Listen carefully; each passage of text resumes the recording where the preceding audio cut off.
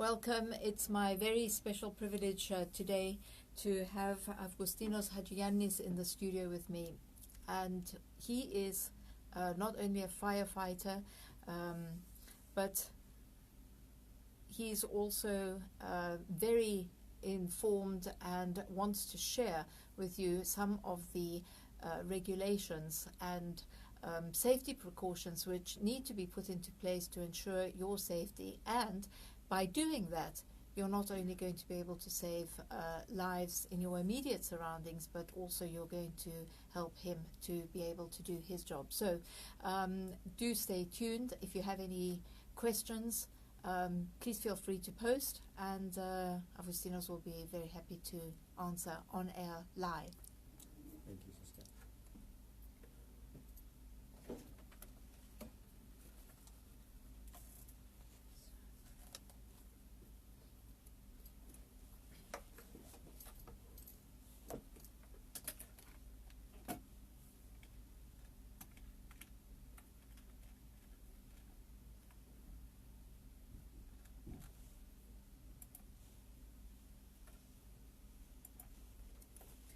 We've just heard Leonard Rose with the Lalo Cello Concerto, and a reminder that you're tuned into Rick Classic. We're coming to you live on 88.2. We're streaming through our website cybc.com.cy, and you can go to radio, and we're also now live on Facebook with my very special guest Avgostinos Hadjiannis, who is a firefighter, the fire manager for Defense Fire and Rescue, and the founder of FSTP, Fire Safety Training Providers. A very warm welcome to the program. Thank you for being here in the studio, for coming out all the way from Abiska, and great to have you. Thank you for your kind invitation, Saskia. I'm sure we're going to have a very interesting conversation between us, and I'm looking forward to providing valuable advices to people in regards to fire safety. I guess that it's every little boy's dream to become a firefighter, but few actually carry it through. Tell us what motivated you and a little of your training, the theoretical and the practical part. I'm almost 14 years now a firefighter for the Defense Fire Rescue Service, which is the fire rescue service for the British Forces Cyprus. Firefighter, I believe, is a calling. It's something Yes. to carry, and I do believe it's the greatest job in the world. In circumstances of fire, when others go out, we go in. And Yes. it sounds some dramatic or movie thing or something, but it is the truth, and we are proud of it. I believe all firefighters are very proud of their job. It's something very special. I have a great respect for people who put their lives in danger literally every time you go out to work. It's something that... It's something you don't know. It's unknown. Yes. You don't know what will come up when the bells go down, and people expect from us when we go to an incident to be firefighters, paramedics, engineers, doctors, electricians, everything. So we need to keep ourselves on top of I was going to say, everything. how stressful is this job, and how do you actually manage to cope with it on a day-to-day basis? Or maybe I should be asking the wife that. You might as well do so. Mm. And it comes with experience and training. We overcome our fears because there are some fears. Yes. People say don't fear. I believe it's a lie in my eyes, in my mind, because fear is always present. And with training and supporting each other and have this teamwork environment, fear suppresses. Teamwork is another very, very important word. It is. It is. Is it like it's portrayed in the movies, that you really have two families, one at home and then your firefighting family? We need to because in every incident we don't know the outcome, so we need to support each other in any incident. Therefore, we need to be as close as possible with each other, Yes. so we can support and help and provide assistance in occasions of emergency. Mm. You're really an entrepreneur, and also I see you as a very passionate man about causes, one of which is safety and prevention. Do you believe that people and the general public are sufficiently aware of what to do and how to actually behave in a fire? My objective and one short answer and my big criticism of that, I believe in Cyprus we lack in regards of fire safety culture. We need some work there. We need Yes. some work. What do you call fire safety culture? Fire safety culture is to be aware of the risks of the fire. Relates also to the installation of smoke alarms at home. It relates also on the prevention of fires. Yes. Cigarette outside the windows. We know. Let's, if we can, just take the three, what I've called, put into three categories. Mm-hmm. If we take home fires, Mhm. what do you think we should be doing? Firstly, from actually having extinguishers in the home, are they even necessary? Talk us through how we could be a little bit more proactive at home. Absolutely. Be prepared. Preparation is everything for the emergency. So therefore, I call it as well emergency preparedness. The first thing first is prevention. Smoke alarms is the best thing to have at home. The fire extinguisher comes second, because fire extinguisher will be used as a means of fighting the fire. We need to prevent the fire. Also, and we need to be able to escape before we fight the fire. So a smoke alarm, for example, the smoke comes before the fire? absolutely. When the fire starts, smoke comes up Right. from the fire. The smoke rises up to the ceiling. The smoke detector detects the fire, makes a loud signal, so the occupants of the building, of the area of the house, will evacuate before the fire takes all over the place. Right. Of the house. How feasible is that? Because I would think that very few houses in Cyprus have smoke detectors. There are indeed very few houses, yes. And it all boils down to money. And I can see you already thinking, yes, but if your house burns down, it's worse. I mean, a smoke alarm, a simple smoke alarm can vary from 12 to 20 euros and will take you 5 minutes to install it. I will actually make a video of how easy to install really? a smoke alarm, because it's so easy. Talk us through that. Okay, you buy the smoke alarm. Where do we buy them? There are various companies around Cyprus that they can provide, or DIY stores that are everywhere.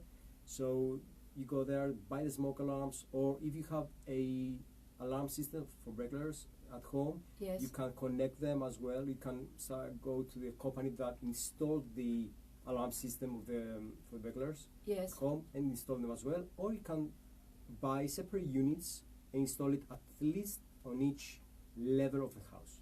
Right now, One on each level of the house. each level, or should it be in each room? For example, I've got my kitchen area, and I've got studies, I've got bedrooms. More preferably on every room. In kitchen area or outside the bathroom area, you should install smoke alarms, because then Right. you get false alarms, and that we need to avoid.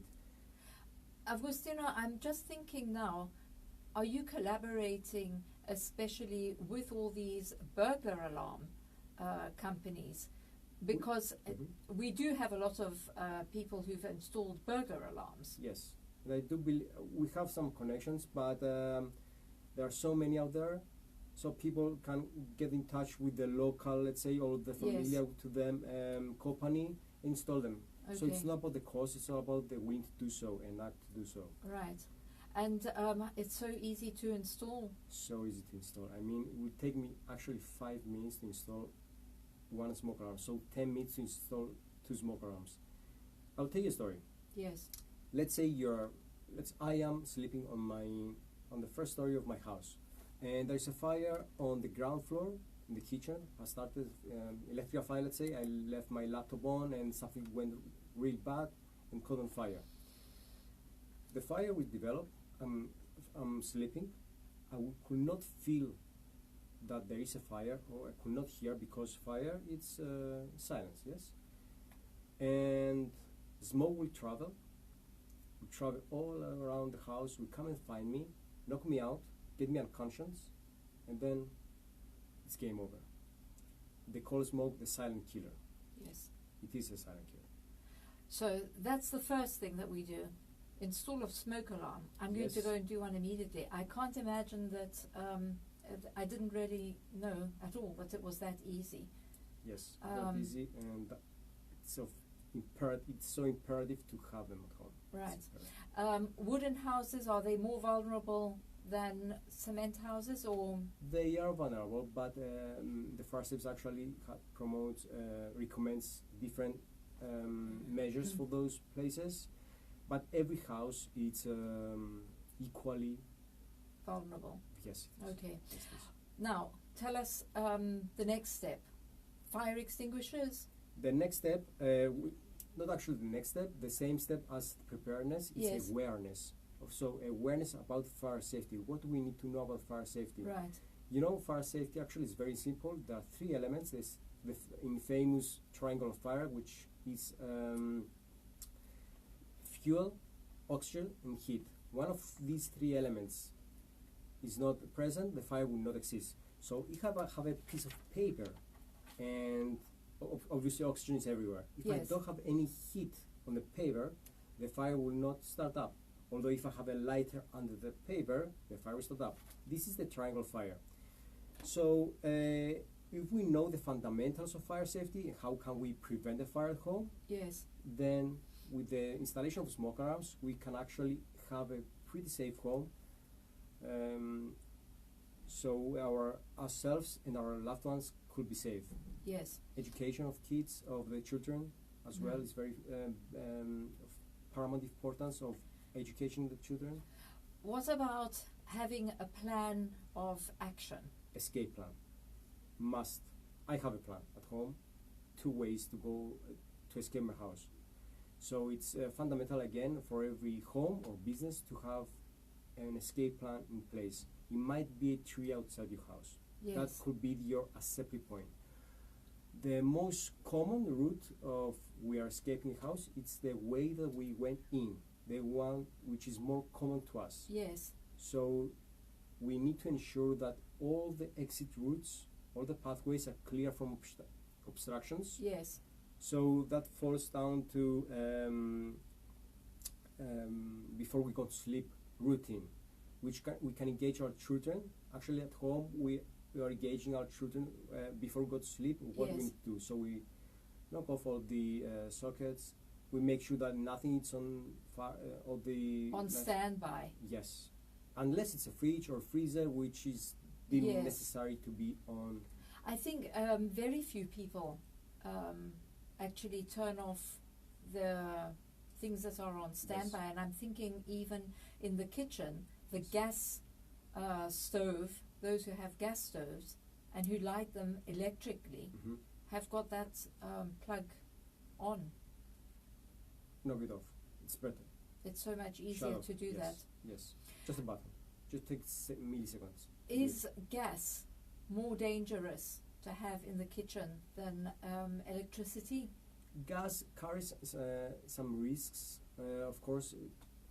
It depends of how aware and how you handle the gas. Yes. It's not that every home will have gas. It's so dangerous. It carries significant dangers if there is no maintenance on the cooker, etc. Mm. But again, if we take all the appropriate measures, it should be an It issue. should be all right. Yes. The fire extinguisher. If people actually have a fire extinguisher, how many of us actually know how to use it? I don't think many. I have to be honest, myself included. I've got it there, and I realize that I have to know how to use it. How complicated is it? Not complicated at all. not completely. It takes seconds to know how to use a fire extinguisher. So when we deliver training to people or businesses, we actually train them on live fire, so they can feel the heat, they can know where they will position themselves Yes. in order to extinguish a fire with safety. For those who don't have let's also discuss the two types of fire extinguishers. Are there? There are many. There are many. Yes. Depending on what type of fire you're having. So, for example, if you've got one in the kitchen, For you're not kitchen, going to throw water over. because you create a fireball. Let's say you have a pan which is on fire, if you do put the water, let's say Cyprus coffee cup, that Yes. quantity of water, Yes. you will create a fireball which will come up to the ceiling. So it's that Wow. dangerous. Never yes. throw. Never water on burning oil or burning fat. Never, never, never. What does Fundamental one do? fire blanket, close the electricity or the gas, and leave it there. Do not attempt to take the burning oil outside the kitchen because you might cause yourself on fire. So, fire blanket. Yes. Tell us about that. Fire blanket is so easy to install. I mean, you just literally have it in your kitchen. You take it and you apply the fire blanket on top of the burning pan. If you do not have a fire blanket, an alternative method is Yes. to have a wet towel, remove the water as much as possible, and again apply it on top of the. And that's not going to catch fire because you wet. don't have those the heat. We actually Would smother the fire. You're smothering it. We cut off the oxygen. What about? I think many people would think, let's open the windows in order to get the smoke out. It depends on the situation. It's good to get the smoke out, and at the same time, you mean about the pan fires? Yes, and I'm thinking especially in the kitchen now. If there's a pan fire, a small pan fire, it's okay to apply the fire blanket. But if the pan fire develops onto the furniture, you should get away.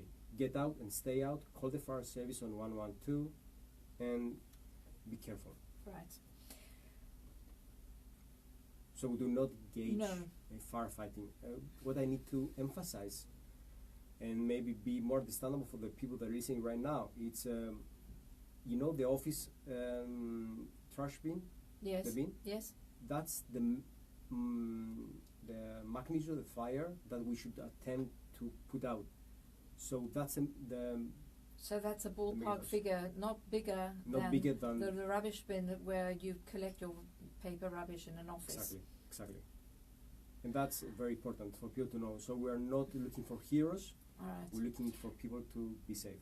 Now, what as far as children are concerned, I'm sure that there's a certain fascination with fire, matches. It attracts children. Yes. Heat, light, something strange. And it's up to us as parents to develop a fire safety culture right now to our children in order to have the future generations to be more aware of the risks and have a safe Cyprus, let's say. What do you think is the right age to actually start a discussion and to explain to them that you don't play with matches? Well, obviously one keeps them out of reach. But when do you think is an appropriate age? For very young age. I started with my children from 2 years old. Yes. So they know they never play with matches or lighters. And when they find a match or matches or lighters anywhere, they bring it to us. So it's fundamental. Each Easter is the worst nightmare, I should think, for you guys, especially on Easter Saturday. And we see these bonfires, we see children collecting, from the fields from weeks and months. Has that happened because we haven't educated our children sufficiently on the dangers of what can happen? I believe in customs that should be reserved, but with caution. I think the thing with bonfires at Easter time has been gone out of control in some ways because we see children young age, youngsters, let's say, outside the churches, building some huge piles of wood. I think we need to educate our children more. We need Yes. to educate our children more in order to keep them safe. It's our duty as parents to do so, not just the fire service or the firefighters or the fire professionals. As parents, as citizens, we need to educate our children. Duty of care. We've had engagement from our Facebook page where we're going out live. Sarah Phoenix refers to you as heroes, as do I. Thank you. And Anna Yorgalidis, animal rights activist, says heroes to both humans and animals. We receive many posts of firefighters going to help animals in need in Cyprus, and she wants to convey her thanks through you to all firefighters in Cyprus for your very kind To all the firefighters around the globe, Yes. they're doing their best to protect the people. Yes. Let's go to work. I have to be honest, here we haven't had fire drills Okay. that at least I've been aware of. If it's been on a day when I've been on leave, one of those very rare occasions. How often and how aware are companies in Cyprus about fire safety and having that plan of action and actually practicing that plan of action? Because there's always chaos when it actually happens. Everybody's scuttling, they're pushing, they're shoving. At least it depends on the risks that exist in every business or organization, and depends on the frequency of the people that they're in, Yes. the familiarity of the people they're in, the people that work under any business. So at least as a minimum, it's once per year. The evacuation drill should be carried out because Yes. people need to know what they will do in the case of emergency. So people with managerial duties or fire managers or fire wardens, they need to be practicing their skills. If there are any fire wardens, let's say in the building, they need to practice their skills. And all the people need to know the alternative methods of escaping buildings. So right now, if you are in this room, you should be aware of an alternative method of the way we came in. You know? I have to be honest, I don't. I would probably hit the window. But I have to be honest, I don't know. Because let's say, for example, we are flying with an aircraft. The flight attendants they Yes. say the exits are in front of us, and Yes. possibly the most near to you exit might be behind you. Yes. So, or in a hotel, when we go to a hotel, behind the door, there's always there an escape plan. Yes.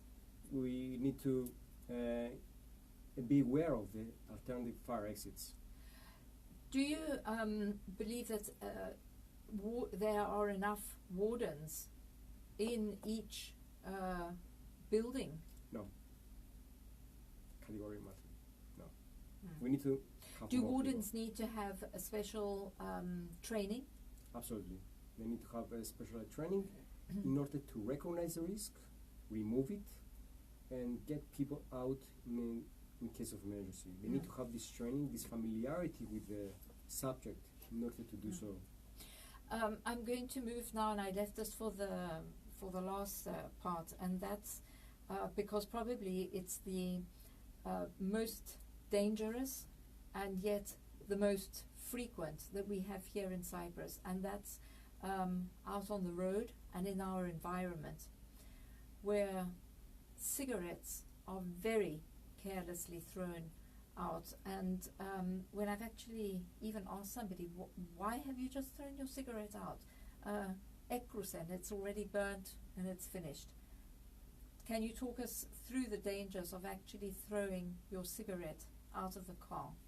Goes back to recognizing the fire safety is so important. So goes back to education about fire risks. So people need to be aware, need to be educated. Every business should train their staff.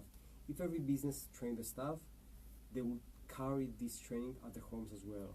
So we need to build up a fire safety culture. We need to elevate because technology is progressing. As we see now, we do have high-rise buildings. The space becomes lesser and lesser. we need to progress as well. Yes. Because technology moves forward, we need to move forward. As with any industry, and you've just referred to it, there are new trends. And I wondered within the fire community about mentoring, and if it actually happens in Cyprus, a seemingly quite effective way to transfer knowledge and experience from generation to generation. Does that actually happen? Mentoring in between which? From firefighters to firefighters, from the older generation to the younger generation, and even maybe vice versa. I think it's an exchange of information. So the old meets the new, and the new meets the old, because we need to do that. We need to progress. Yes. More things and more things are coming. More and more things are coming every day. Yes. The fire safety and the fire engineering, the firefighting. It's still at its very young years. So we're so many things are changing very rapidly. How has technology influenced how the industry has actually gone forward? Have you used, you as in firefighters, because I know that you're working on the basis, but that you collaborate closely with the Cyprus Fire Department as well. Is there that exchange of information, of the technology, of the use of social media in order to get the message out? Absolutely, there is a mutual agreement between the two services, and we have a very good relationship between us. We try to put the message out. The Fire Service of Republic of Cyprus is doing a very good job. We see the message through also CYBC and also through the radio, so they're doing a very good job. But again, it comes back to the people and the businesses, because if we develop a holistic approach on fire safety, then we're going to be safe. We always talk about our children being our next generation and the future. Do you actually have plans in place for schools? Or do schools have plans in place? Have you had this exchange of knowledge? I have been to schools and for free and providing information to children, and I believe the fire service does the same for awareness of the children. But goes again back to the parents. The parents need to get educated about fire safety and pass those information out. But when the children are actually in school, they spend 8 hours in school. Yes. They're under the responsibility of the teachers and the education environments. What happens there? Do they actually have the wardens? Do they have the fire escape? Are these things in place? Some training. I'm not aware of any specific training carried out provided to the teachers themselves. Although the schools are relatively safe environment to be. Yes. There are not so many risks which will cause a fire. I'm thinking of the school canteen. I'm thinking of hotel school, for example, where the children obviously they cook and they're in that environment, in a kitchen environment. I'm not quite aware, and don't want to pass that some information that I'm not aware of. No, all right. That's a good point there. That would be good to check up on. We said in the beginning it's very stressful, I think, and demanding for one's mental health to be a firefighter. Maybe even people suffering from PTSD, post-traumatic stress syndrome. Are there resources available for firefighters to deal with this? I will speak about our service. We do have some resources available that if we need to psychologists support, or psychiatrists, they can provide it to us. I'm not aware of for the RRC, so for the Republic of Cyprus Fire Service, but I'm sure there are systems in place. I'm quite certain there are. Although globally wise, especially after 9/11, where hundreds of firefighters have lost their lives, all the services around the world are providing this kind of support to their people as they saw what could happen to their members. Equipment too, of course, is everything. Yes. do you have the latest equipment, the latest safety measures in place for yourselves in order to be able to do your job? Yes, we do carry a significant amount of equipment which we maintain, and we carry out training in order for us to operate that equipment with safety, speed, and efficiency Right. every time. I want to also move on to arson, which is different from someone who has pyromania, where fires are set actually to relieve tension and to have instant gratification. Arson is deliberate. It's for personal, monetary or political gain. We seem to have an awful lot of arson in Cyprus. Has the fire department or have fire services at all collaborated to see why this case is so high? What drives an arsonist to set fire to an entire forest, wipe out vegetation, environmental impact? People die, firefighters, are a terrible risk. I believe especially both services, both the ROC, the Republic of Cyprus Fire Service, and us as Defense Fire Service, we did a good job the last few years, because there has been a significant drop of the wildfires in Cyprus. So I believe the education and the content that we put out, it worked. The awareness, it worked. The fire prevention works. So I believe, again, goes back to fire awareness. Step one, awareness of the risks, and also enforcement. We need to be discipline those people in order to discipline in a good way, in order to protect themselves as well, those people, and also the other people as well. Talk us through a fire. You must have been out fighting forest fires here in Cyprus. It's a chaos at the beginning. You face a chaos, and you're trying to put yourself together and gather as much information as you can in order to fight the fire and to not get caught into the flames, and also to support each other. So at the first moments, it's a chaos. It's a mix of feelings, adrenaline rush, and tiredness.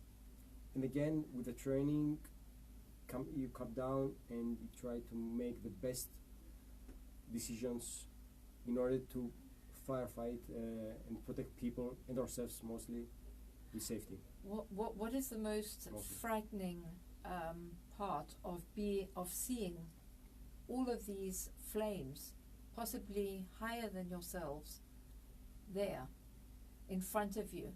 The inability to act, because if there is, especially in situations where there's strong winds, yes, you cannot fight with Mother Nature. So for me, the most frightening thing is the winds. The winds are the most frightening, because you cannot stop it. And what happens? Are you forced actually then to retreat? If we need to do so, absolutely. We don't put ourselves in danger unnecessary, because we weigh the benefit and the risk. Yes. If there is a life we need to save, we will take more risk than we're gonna take the risk for saving some trees. I might sound cruel. No, but realistic, in I think. Environment element, but it depends on the risk. Always risk benefit. And how important is your you have obviously you have a team. You're led by a manager. I am manager myself, but also I am led by other people. And then you're led by other people as well. Of course. So it's a chain of command. A chain of command. Absolutely. Is there ever a break in the chain of command? What do you mean a break? Somebody says, "I'm actually here," and you've received an instruction from someone else who's not actually down there on the ground. No, because we follow the the incident command system, which we support each other. So the incident commander first in attendance will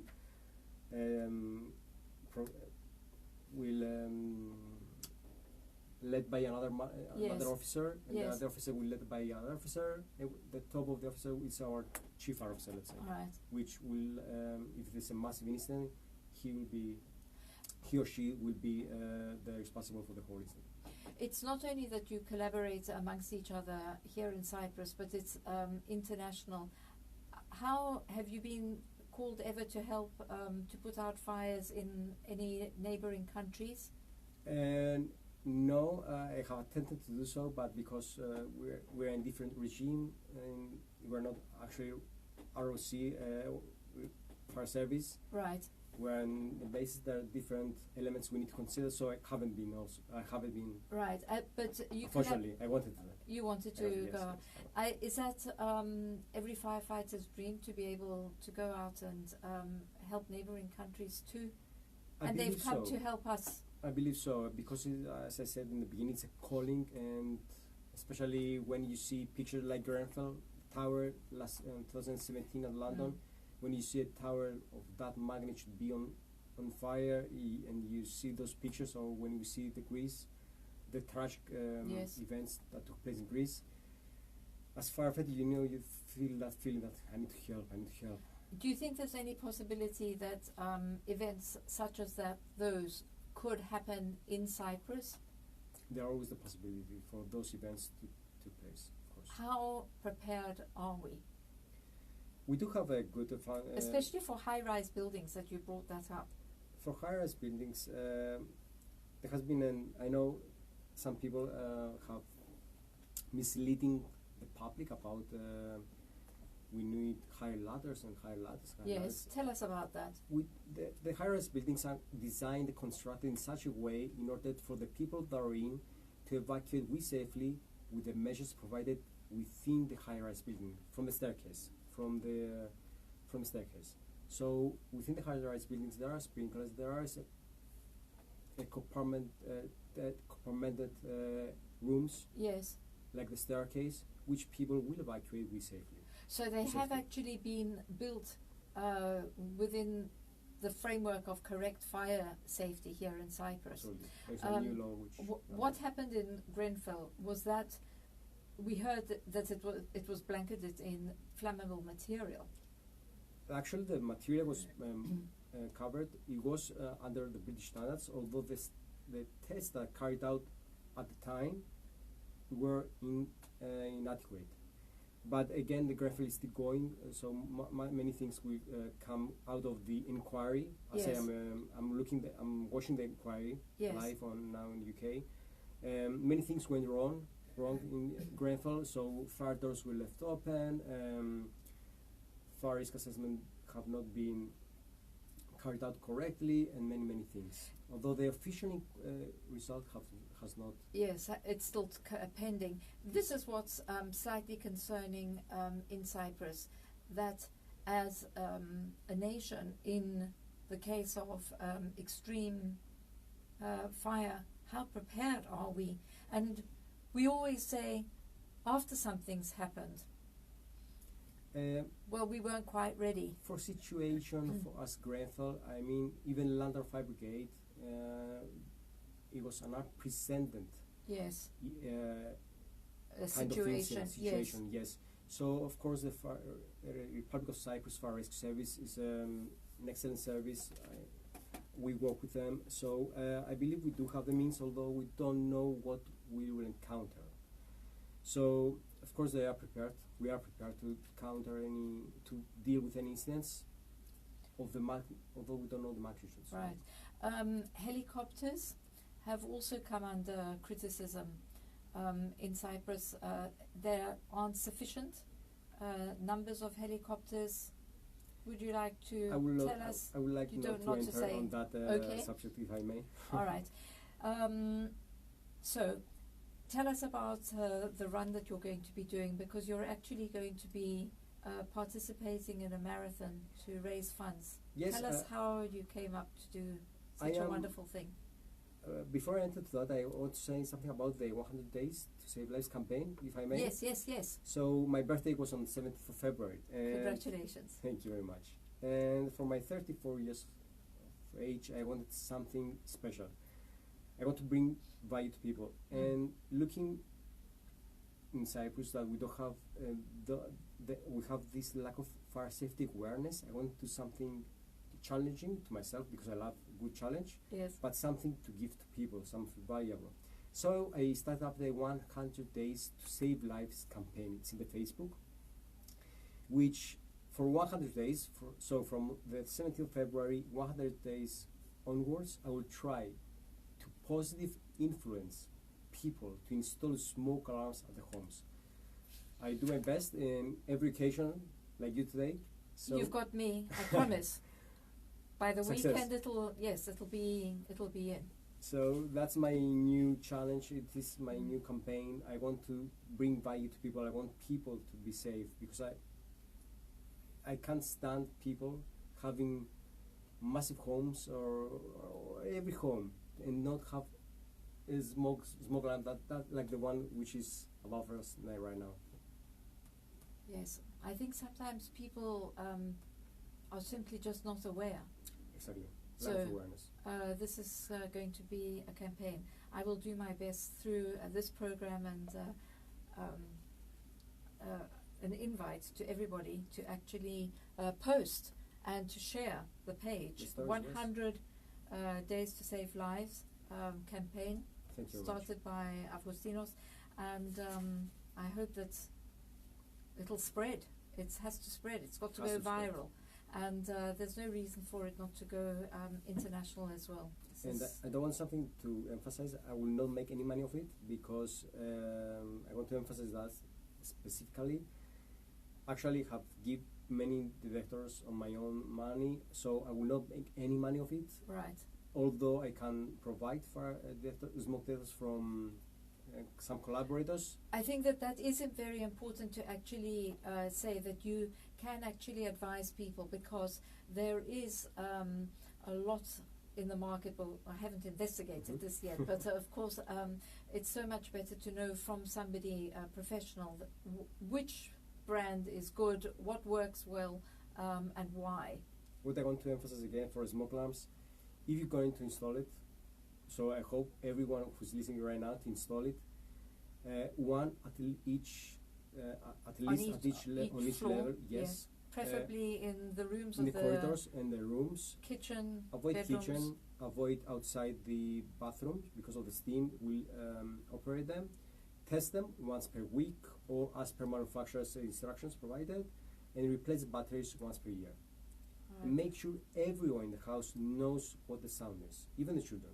Make that people should make it like a game. So today's Saturday, what I do for my children, so guys, today's Saturday, we need to test our smoke alarm, and we try it and we test it. So everyone knows what the sound's like, because in the case of emergency, everyone should be aware of the sound and evacuate with speed. I'm just wondering now, as you actually say that, the sound of the fire alarm, Yes. how important is it to actually do it in the neighborhood and to have a neighborhood awareness? Not at the moment, but it's a pretty good idea that we should provide people information. In So you neighborhood. know that there's problem in that person's house. Go and help, or you have a neighborhood or a street area where Especially where they're elderly, we need to support them and be cautious about them. So you have elderly, especially nowadays, which is very cold and rain, and elderly put the heaters on. yes. The risk skyrockets. We just touched on the forest fires. Hopefully you're going to come back to the studio and remind everybody of the dangers of forest fires, especially in the summer with searing heat, and of not wasting water. It's valuable, and it's not that it rains so much that we can afford to waste a drop. 100 Days to Save Lives, a campaign. Come back and tell us about the marathon. run. I am pretty athletic. I like working out. It's one of my personal I see therapies. that. It's cheaper than the Psychologist. So yes, it works for me. Yes. So I'm running for the half marathon and have been approached from the Center of Preventive Pediatrics to run and support them in regards to money. They do a great work out there. at the center. So I'm raising money for that. I will not get any money, of course. I will run a half marathon, which is 21 kilometers and Wow.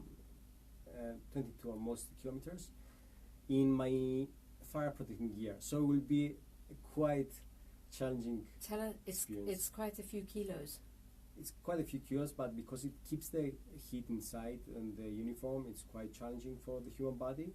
Because Right. we tried it on October, we had the Run to Fight, which I initiated Yes, for the children with battling cancer. yes, We tried, and I was supported with some very good friends from the Republic of Cyprus Fire Service firefighters, Yes. which they run with me, which I appreciate the most. So we'll do it again, half marathon in fire protecting gear and when is that? on the 24th of March in Limassol. 24th of March. Now, what do people need to actually do to Just- show their support? Just go donate. I have the link all over my social media. I'm on every social media, so people can go in there and find the link, click the link, and it's so easy to donate whatever everyone can. I will appreciate the most because it's for a good cause. Right. Thank you so much for being here on the program and sharing so much valuable advice with us all. Thank you for your invitation. Agostinos Hadjiyannis, firefighter, fire manager for the Defence Fire and Rescue, and the founder of FSTP, Fire Safety Training Provider. And please install your smoke alarm so that his 100 Days to Save Lives campaign really takes off. I'm going to definitely put one in by the afternoon, and also support his run on the 24th of March. If you tune in to my Facebook page, if you don't go to his, then I'm going to put all the links up there, and you can go ahead. Thank you once again. Thank you so much. And a reminder that you're tuned into Rick Classic. It's 1:20 We're coming to you live from Nicosia on 88.2, streaming on cybc.com.cy, channel 4. And, well, I don't like fireworks, but I do like the music. Handel's music for fireworks.